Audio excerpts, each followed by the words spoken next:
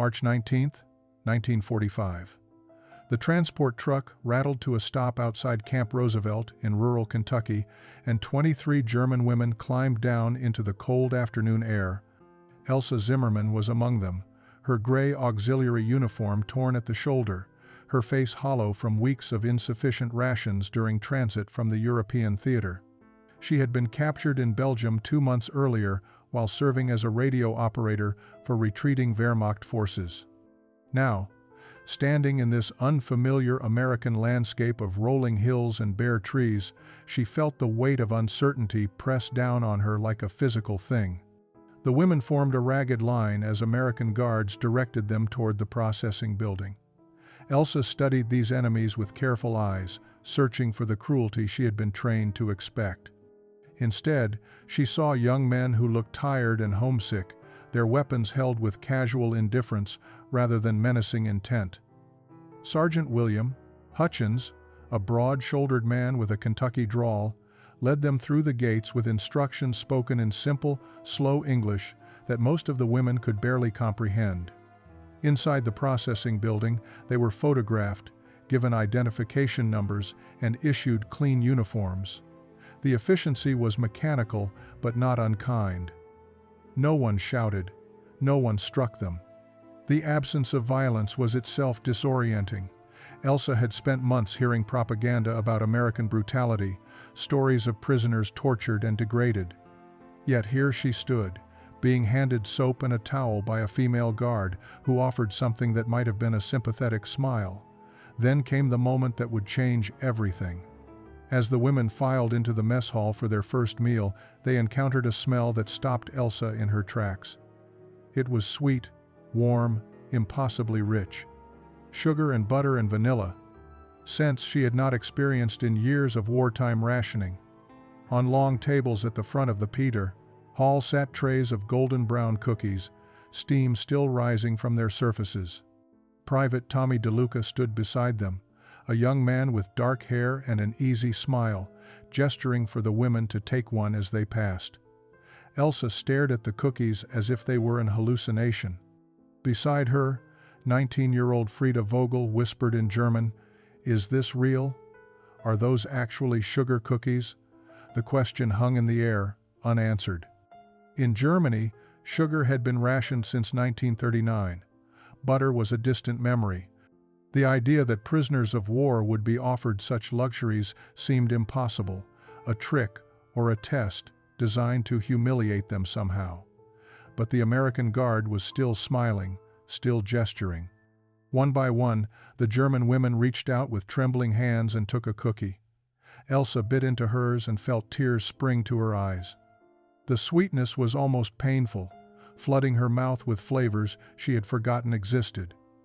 Around her, other women were crying too, some trying to hide their tears, others too overwhelmed to care about pride. This was not what war was supposed to taste like. That first night in the barracks, the German women lay in their bunks and spoke in hushed voices about the cookies. Elsa could still taste the sweetness on her tongue, could still feel the soft texture that had dissolved so perfectly in her mouth. It seemed impossible that such a thing had been real, yet the evidence lingered in her senses and in the stunned expressions on her companions' faces. Liesel Brandt, a 22-year-old woman from Munich, sat on the edge of her bunk with her knees drawn up to her chest. "My father owned a bakery," she said quietly in German. "Before the war, we made cookies like that every day. I haven't seen real butter or white sugar since 1941. Her voice carried a weight of loss that had nothing to do with military defeat and everything to do with the simple pleasures that had vanished from their lives. Greta Hoffman, older than most at 28 and a trained nurse, approached the situation with characteristic pragmatism. "We shouldn't have accepted them," she said, though her tone lacked conviction. "Taking food from the enemy, enjoying it, it feels like a betrayal." But even as she spoke, Elsa noticed how Greta's hand unconsciously moved to her stomach, how her eyes held the same haunted hunger they all shared. The debate continued in whispers throughout the barracks. Some women argued that accepting American generosity was a matter of survival, that they owed nothing to a Reich that had led them into catastrophic defeat. Others felt the sharp sting of shame, as if the pleasure they had taken in those cookies somehow dishonored their country or the soldiers still fighting in the Pacific. Young Frida Vogel said nothing, but Elsa had seen how carefully she had eaten her cookie, making it last as long as possible, savoring every crumb. The real test came the next morning at breakfast. The women filed into the mess hall to find oatmeal with brown sugar, toast with actual butter, and coffee with fresh cream. And there, once again, sat trays of sugar cookies. Private DeLuca stood in the same position, offering the same welcoming gesture. Elsa felt her heart begin to race. Yesterday could have been a singular act of inexplicable kindness, or perhaps a calculated move to lower their guard. But this continuation of abundance suggested something else entirely. The women moved through the line in silence, taking their portions of breakfast with mechanical precision. When Elsa reached the cookies, she hesitated. Her hand hovered over the tray while her mind waged war with itself. Pride demanded that she refuse, that she maintain some dignity as a prisoner of war. But hunger, real hunger that had been her constant companion for months, made a more compelling argument. She took one cookie and moved toward the tables. That was when she noticed Marguerite Schaefer, a 31-year-old communications specialist, pause at the end of the food line, glance around nervously, then circle back. Elsa watched in fascination as Marguerite rejoined the queue and, when she reached the cookies again, took a second one. Elsa watched Marguerite disappear into the crowd of women with her second cookie and felt something shift inside her chest. It was such a small act of defiance, or perhaps surrender, she could not quite determine which. But the audacity of it planted a seed of possibility that grew rapidly in her mind. If Marguerite could do it, if the Americans either had not noticed or had chosen not to care, then perhaps others could too. She was not the only one who had witnessed Marguerite's boldness. Across the mess hall, Liesel's eyes had also tracked the older woman's movement through the line. The two exchanged a glance heavy with unspoken questions. How hungry were they willing to admit being? How much pride were they willing to sacrifice for something as simple as a sugar cookie? And most troubling of all, what did it mean that their captors seemed willing to provide such abundance without demanding anything in return? By the third day, the pattern had become clear. Every meal concluded with those golden brown cookies, always fresh, always plentiful. Private DeLuca seemed to take genuine pleasure in offering them, his smile broadening whenever the women shyly approached the table. Sergeant Hutchins often stood nearby, observing the interactions with an expression Elsa could not quite read. There was no mockery in his eyes, no sense of superiority. Instead, he seemed almost satisfied, as if the women's acceptance of the cookies confirmed something he had believed all along. It was Frida who first dared to line up twice in plain view. The youngest among them, she possessed a recklessness born of having less to lose than the older women. She took her first cookie with the initial pass through the line, ate it quickly while standing near the wall, then brazenly walked back and joined the queue again. Elsa held her breath, certain that this time there would be consequences, that the Americans had simply been waiting for such presumption before revealing their true nature. But Private DeLuca only smiled wider when Frida appeared before him a second time. "Back for more?" he said in English, his tone warm with something that sounded remarkably like approval. Frida did not understand the words, but she understood the gesture as he placed not one but two cookies on her plate. Her eyes went wide with shock, and she hurried away before the offer could be rescinded. That broke something open among the German women. By the end of the meal, half of them had circled back through the line at least once. Some went twice. Marguerite Schaefer went 3 times, her face burning with shame, but her hands steady as she accepted each cookie. The Americans did not stop them. They did not laugh or jeer. They simply kept offering more, as if the supply were endless, as if feeding hungry women were the most natural thing in the world. Elsa found herself in the line for the second time, her heart pounding against her ribs. When Elsa reached Private DeLuca for the second time, she could not meet his eyes. Her cheeks burned with a mixture of shame and desperate hope. She held out her plate silently, waiting for the rejection or ridicule she felt certain must come. Instead, she heard his voice, gentle and patient. "It's okay," he said in English. "Really, it's okay." Though she did not fully understand the words, the tone carried meaning that transcended language. He placed 2 cookies on her plate, just as he had done for Frida, and nodded encouragingly. Sergeant Hutchins approached the cookie table as the last of the women finished their second or third trips through the line. Elsa watched nervously from her seat, expecting him to reprimand Private DeLuca for his generosity, to announce new restrictions that would end this strange abundance. Instead, Hutchins picked up one of the remaining cookies, examined it thoughtfully, and took a bite. "Good batch, Tommy," he said. "Your ma's recipe?" DeLuca grinned. "Yes, sir. She sent it in her last letter. Said even Nazis deserve a taste of home cooking." The comment should have stung, but somehow it did not. There was no venom in DeLuca's voice, only a matter-of-fact acknowledgement of a simple truth. They were Nazis, or had been, or perhaps still were, depending on how one measured such things. But they were also hungry. And someone's mother in America had decided that hunger mattered more than politics. That afternoon, during recreation time in the yard, Captain Patricia Whitmore made her first appearance among the prisoners. She was a tall woman in her 40s, with gray-streaked hair pulled into a tight bun and eyes that missed nothing. She walked slowly through the groups of German women, observing but not intruding, until she stopped near where Elsa sat with Liesel and Greta. "The cookies," Captain Whitmore said in careful, textbook German that marked her as educated but not fluent. "You like them?" The 3 women froze, uncertain how to respond. Was this a trap? A test of their loyalty, or a provocation designed to elicit some admission of weakness? Liesel, perhaps because she had been a baker's daughter and understood the language of food in ways that transcended nationality, answered first. "Yes, ma'am," she said, in halting English. "Very good, thank you." Captain Whitmore's stern expression softened slightly. "Good," she said. "You will find that in America, we believe even enemies should be treated with basic human dignity. You are prisoners, yes, but you are also people. We do not forget that."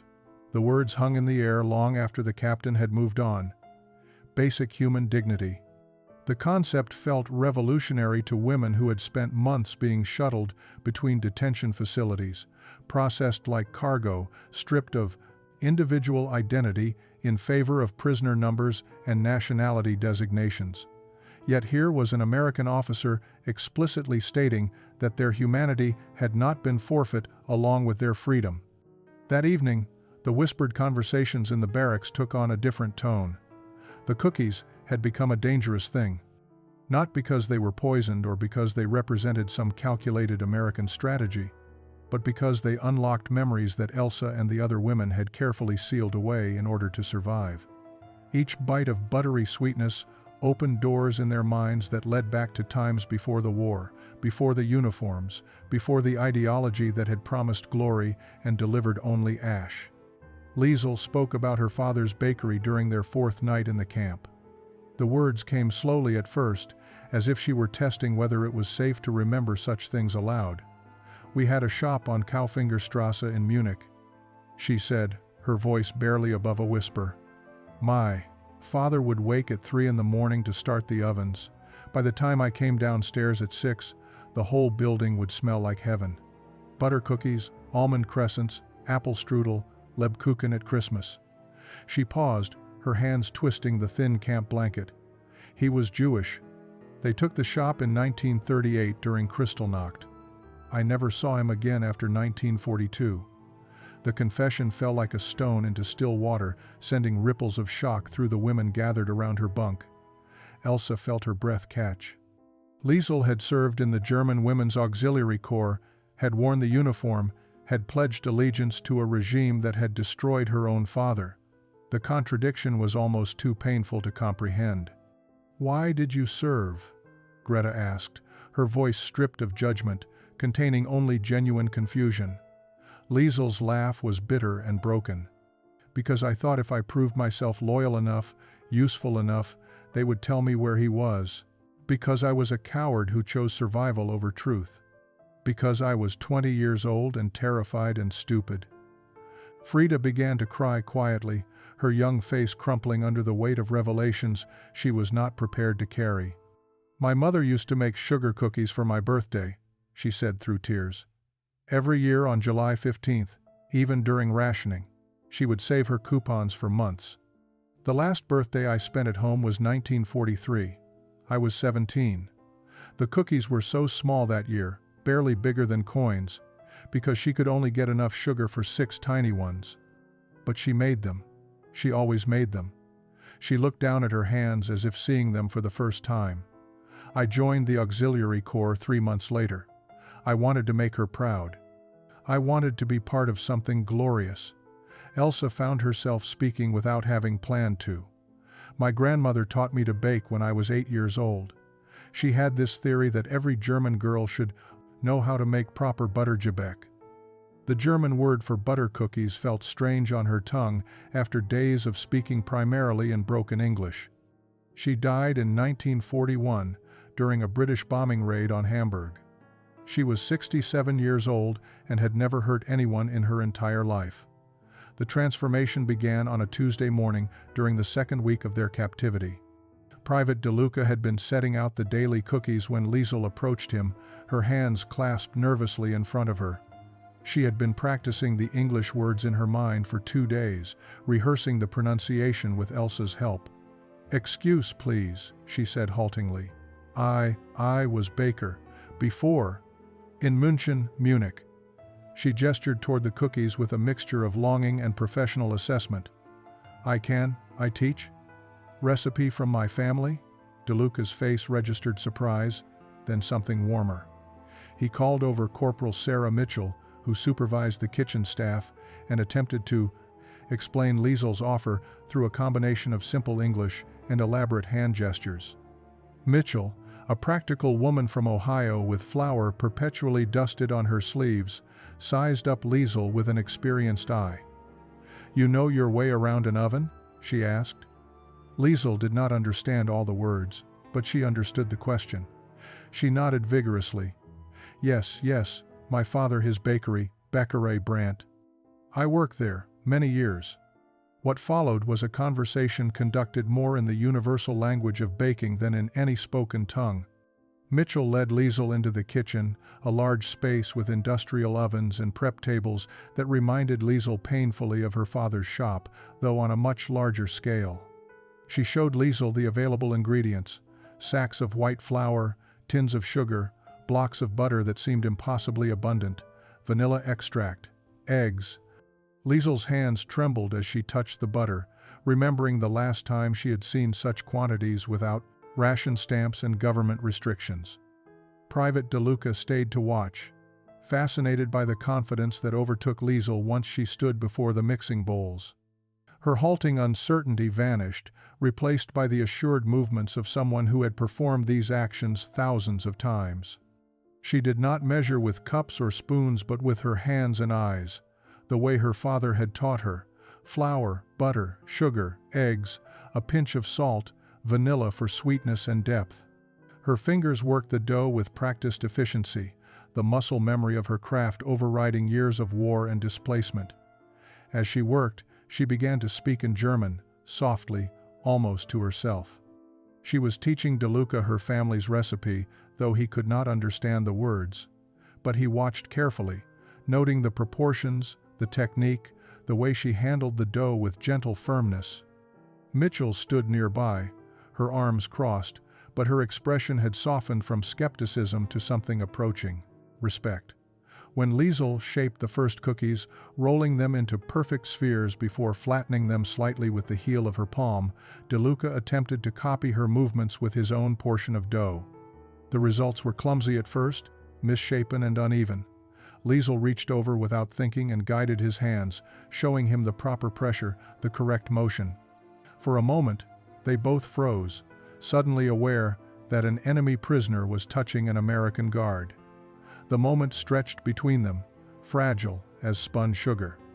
Then DeLuca smiled, a genuine expression of gratitude that transcended the absurdity of their situation. "Like this?" he asked, attempting to replicate Liesel's technique. She nodded encouragingly, and the tension dissolved as quickly as it had formed. They were not, in that instant, captor and captive, American and German, victor and vanquished. They were simply two people who shared a love of baking, connected by the timeless ritual of turning simple ingredients into something that brought joy. Over the following days, the kitchen became a space of unexpected transformation. Captain Whitmore, initially skeptical of allowing a prisoner such freedom, approved the arrangement after observing the first session. She recognized something valuable happening, though she could not quite articulate what it was. Liesel began spending 2 hours each morning working alongside DeLuca and Mitchell, teaching them recipes that had been passed down through 3 generations of her family. Vanille Kipferl, delicate crescent cookies dusted with powdered sugar. Heidi Zand, buttery cookies with a crisp edge and tender center. Zimstern, cinnamon stars that required careful handling and patience.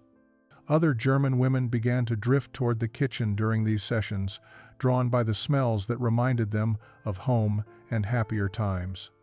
Greta, the nurse, proved to have an unexpected talent for decorative work, piping icing with the same steady hands she had once used for sutures. Frida was tasked with washing mixing bowls and preparing ingredients, work she approached with surprising enthusiasm. Even Elsa found herself pulled into the orbit of the kitchen, helping to translate when Liesel's English failed her, or when technical baking terms proved too complex for gestures alone. The dynamic between guards and prisoners shifted subtly but unmistakably. Private Jack Reynolds, a quiet farm boy from Iowa, shyly asked Liesel if she could teach him to make cookies for his mother back home. He produced a crumpled letter in which his mother mentioned how much she missed his late grandmother's German Christmas cookies, recipes that had been lost when the elderly woman passed away the previous winter.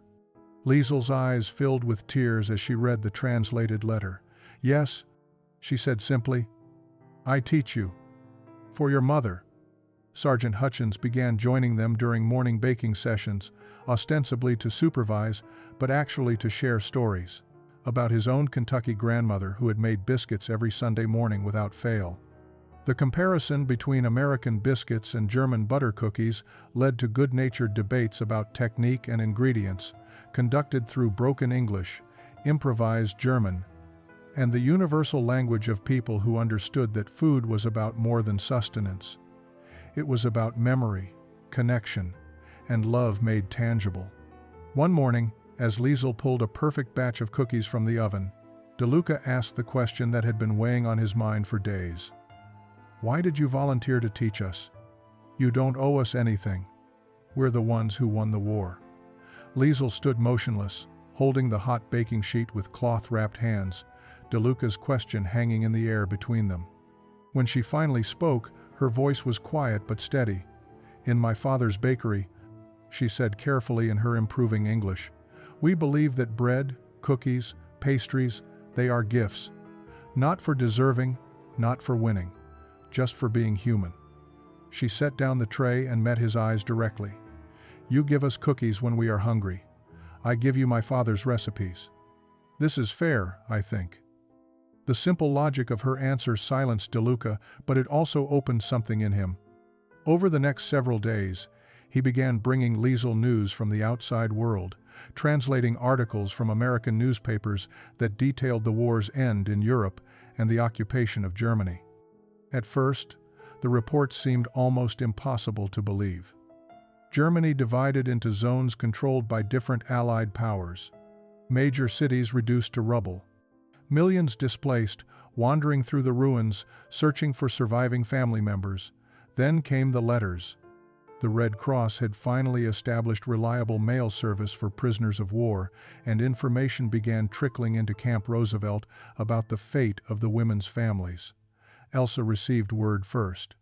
Her mother and younger sister were alive, living in the ruins of Hamburg, in a partially destroyed apartment building with no running water and sporadic electricity. The letter was brief, written on scraps of paper in her mother's shaky handwriting. "We have nothing," it read. "We eat soup made from grass and potato peels. Please come home if you can. We need you." The words devastated Elsa. She sat in the barracks holding the letter, trying to reconcile the abundance of Camp Roosevelt with the starvation her family endured across the ocean. That morning she had eaten oatmeal with brown sugar, toast with butter, eggs, and 2 sugar cookies. Her mother was eating grass soup. The guilt threatened to crush her. Marguerite received news that her entire family had perished in the bombing of Dresden. Her parents, her 3 younger siblings, her grandmother, all gone in a single night of fire. She stopped speaking for 2 days, moving through camp routines like a ghost. When she finally broke her silence, it was to whisper to Elsa, "What am I going back to? There is nothing left. No one left." Frida's letter brought the most complicated news. Her mother was alive, but had been assaulted by occupying soldiers and was now living in a displaced persons camp. Her younger brother, only 14, had been conscripted in the final desperate months of the war and was missing, presumed dead. Her father had been killed on the Eastern Front in 1943. "Do not come home," her mother had written. "There is nothing here but suffering. If you can stay away, stay away." The contrast between their reality as prisoners and the reality of their homeland created a profound cognitive dissonance. Here in Kentucky, they lived in clean barracks, ate regular meals, worked in warm kitchens, making cookies from real butter and sugar.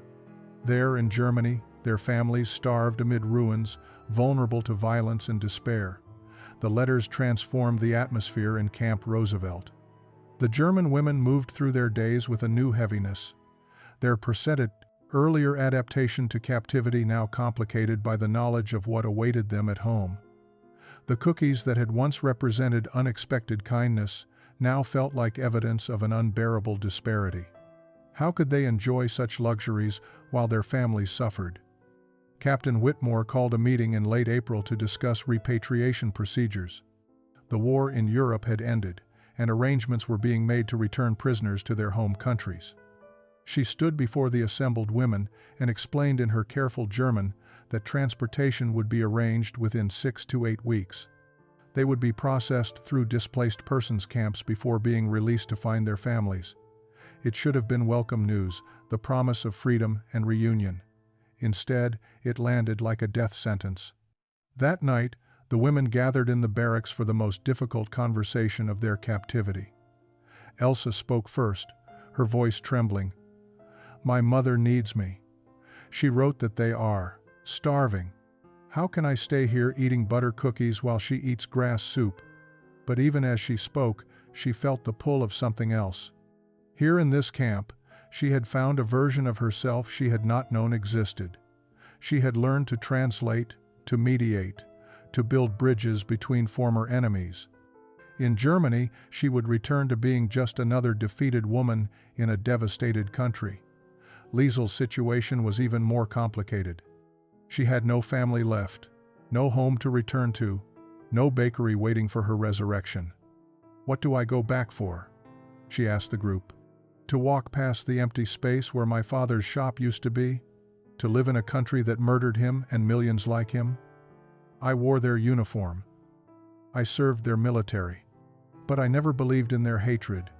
Does that make me guilty or just naive?" Marguerite spoke with the flat affect of someone who had already made her decision. "Everyone I loved is dead. Germany is dead. The Germany I thought I knew never actually existed. It was a lie built on lies. I have no reason to return to that graveyard." Her words were harsh, but her eyes were hollow with grief. She was not running toward America so much as she was running away from unbearable loss. Frida presented the most heart-wrenching case. Her mother had explicitly told her not to return, had begged her to stay away from the suffering, but she was only 19 years old. Could she really choose to remain an ocean away from her only surviving parent? "My mother is alive," she said, tears streaming down her face. "But she does not want me to come home." What kind of daughter abandons her mother, even when her mother asks her to? Greta, ever practical, raised the question they had all been avoiding. Can we even stay if we want to? The question of whether they could legally remain in America consumed the final weeks before the scheduled repatriation. Captain Whitmore, moved by the women's dilemma, began making inquiries through military channels. The response was cautiously optimistic. Under certain circumstances, prisoners of war could apply for displaced person status and eventual immigration, particularly if they could demonstrate that return to their homeland would result in persecution or if they had no family to return to. The process would be complicated, requiring sponsors, background investigations, and years of uncertainty. But it was possible. Private DeLuca's family in Philadelphia volunteered to sponsor Liesel. His mother, having read her son's letters about the baker's daughter who had taught him their family recipes, felt a connection to this young woman, who had lost her father to the same hatred that had driven DeLuca's own grandparents from Italy decades earlier. "Tell her she can work in my brother's bakery," DeLuca's mother wrote. "Tell her that good bakers are always welcome in America." The Henderson family from Louisville, who had been visiting the camp as part of a church outreach program, offered to sponsor Elsa. Mrs. Henderson, a librarian, had been impressed by Elsa's intelligence and her gift for languages. "We need translators," she wrote to Captain Whitmore. "We need people who understand both German and American culture to help with the reconstruction efforts." Elsa could be invaluable. Marguerite found sponsorship through a nursing organization that needed staff for the influx of displaced persons arriving in America. Greta, with her medical training, received a similar offer. The system, imperfect and bureaucratic as it was, began to reveal possibilities that had seemed impossible just weeks earlier. But not everyone chose to stay. Of the 23 German women who had arrived at Camp Roosevelt in March, 14 decided to return to Germany despite the hardships awaiting them. They could not abandon their families, could not turn their backs on their homeland, even knowing what they knew about its crimes and failures. Frida was among them. After weeks of agonizing deliberation, she chose her mother over her own safety and comfort. "I cannot live with myself if I do not try to help her," she told Elsa the night before the transport departed. "Even if she told me to stay away, she is still my mother." The morning of June 8, 1945, the camp assembled for a farewell unlike any in American military history. The women who were leaving stood in formation, but this time, without the defeated posture they had carried upon arrival. They stood as women who had been changed by unexpected kindness, who carried with them proof that enemies could become friends, that hatred was not inevitable. Captain Whitmore addressed them with words that would be remembered by everyone present. "You came here as prisoners," she said. "You leave as witnesses to what America truly stands for. Not conquest, not revenge, but the possibility of redemption through simple human decency.